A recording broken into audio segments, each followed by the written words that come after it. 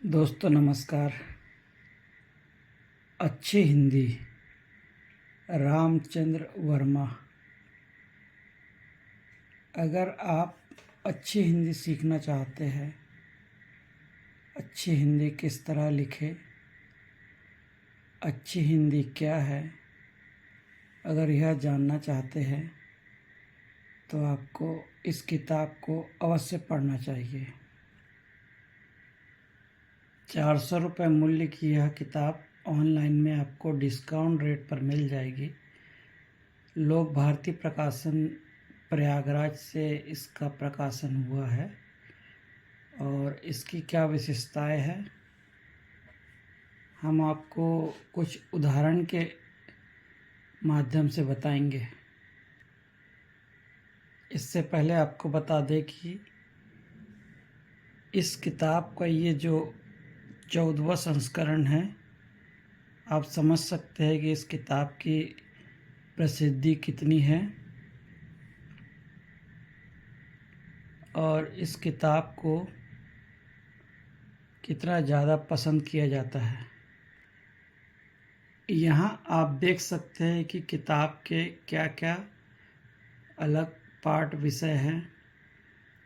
प्रमुख रूप से भाषा की परिभाषा, भाषा की प्रकृति, उत्तम रचना, अर्थ, भाव और ध्वनि, शैली, वाक्य विन्यास, संज्ञाएं और सर्वनाम, विशेषण और क्रिया विशेषण, क्रियाएं और मुहावरे आदि अन्य विषय इसमें समाहित है।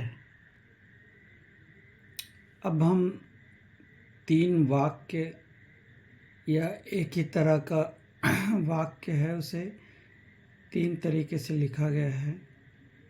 इसके माध्यम से समझते हैं कि अगर हम किसी वाक्य में एक शब्द को आगे पीछे करते हैं तो उससे भाव कितना बदल जाता है। तो आपको नज़र आ रहा होगा, पहला सेंटेंस है, उसने राम को घोड़ा दिया। ठीक है। दूसरा वाक्य है, राम को उसने घोड़ा दिया। और तीसरा वाक्य है, घोड़ा उसने राम को दिया। अब मैं आपको बता दूं कि पत्रकारिता में भी जब हम किसी खबर का शीर्षक या हेडलाइन बनाते हैं तो जिस शब्द पर हमें सबसे ज़्यादा जोर देना है, पाठक को जिसे बताना है, उस शब्द को हम प्रथम स्थान पर रखकर, पहले रखकर हमारी हेडिंग को बनाते हैं। तो अब इन तीनों वाक्यों का अर्थ किस तरह बदल जाता है ये आप देखिए। तो पहला वाक्य बिल्कुल साधारण विधान है। इसमें एक सामान्य घटना का उल्लेख है। उसका आशय यह है कि उसने राम को घोड़ा दिया और कुछ नहीं। अब आते हैं दूसरे वाक्य पर। दूसरे वाक्य में राम पर जोर है और उसका आशय है कि राम को ही उसने घोड़ा दिया और किसी को नहीं दिया। अब तीसरे वाक्य पर आते हैं। तीसरे वाक्य में घोड़े पर जोर है। उसका आशय है कि उसने औरों को चाहे जो कुछ दिया हो, पर राम को घोड़ा ही दिया। यदि अंतिम दोनों वाक्य निम्नलिखित प्रकार से कुछ और विस्तार कर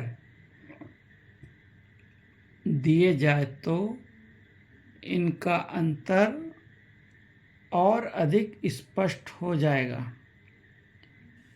तो वाक्य को किस तरह विस्तार देना है?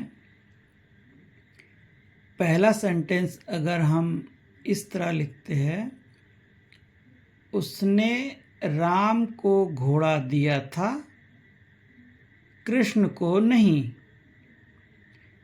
दूसरा वाक्य हमारा बनेगा, घोड़ा उसने राम को दिया और गौ यानी गाय कृष्ण को। तो यहाँ लेखक कहना चाहते हैं कि व्याकरण का साधारण नियम है कि वाक्य में पहले कर्ता रहता है, तब कर्म और अंत में क्रिया। यदि वाक्य इसी साधारण क्रम के अनुसार बना हो तो उसमें साधारण विधान होता है। उससे यही सूचित होता है कि ऐसी घटना हुई अथवा किसी ने ऐसा किया। पर यदि इस क्रम में कुछ परिवर्तन करके वाक्य के आरंभ में कोई और शब्द पर जोर रखा जाए तो उस शब्द पर जोर आ जाता है। इस प्रकार वाक्य के सब शब्द वही रहने पर भी उनके स्थान बदल जाने के कारण ही अलग अलग भाव सूचित होते हैं। जैसे उदाहरण के लिए, पानी का गिलास लाओ। अब दूसरा सेंटेंस है, गिलास का पानी लाओ। जो अंतर है वह स्पष्ट ही है। इसी तरह कुछ और उदाहरण लीजिए। उसका पता स्वयं डॉक्टर साहब ने मुझे दिया था।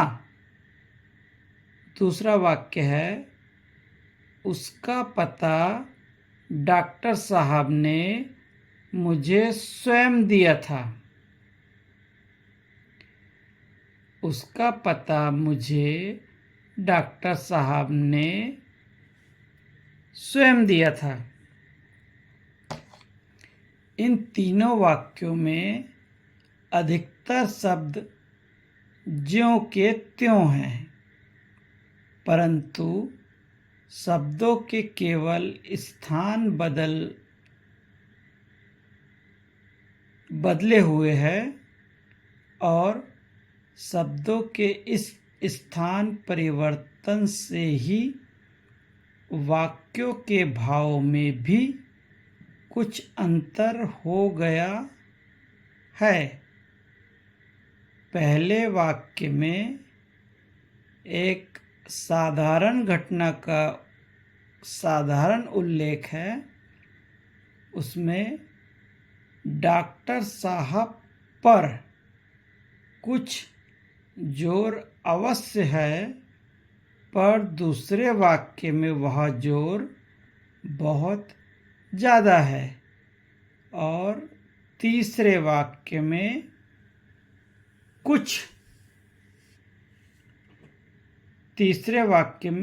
मुझे पर जोर आ जाता है। तो आप समझ गए होंगे कि इस किताब में कितनी बारीकी से अच्छी हिंदी लिखने का अभ्यास कराया गया है। अगर आप इस किताब को नियमित रूप से पढ़ेंगे तो आपकी हिंदी पूरी तरह से सुधर जाएगी। उसमें कोई भी भाषा दोष, लिंग दोष या अन्य किसी तरह का शाब्दिक दोष नहीं रह जाएगा। इस किताब के अन्य हिस्सों के बारे में हम बाद में बात करेंगे। कमेंट बॉक्स में आप हमें ज़रूर बताएं कि आपको यह वीडियो कैसा लगा और क्या आपने कभी इस किताब के बारे में सुना था? इस किताब का नाम, इस किताब के लेखक का नाम आप हमें ज़रूर बताएं। धन्यवाद। अगर आपको यह वीडियो अच्छा लगा है तो कृपया हमें लाइक और फॉलो करें। धन्यवाद।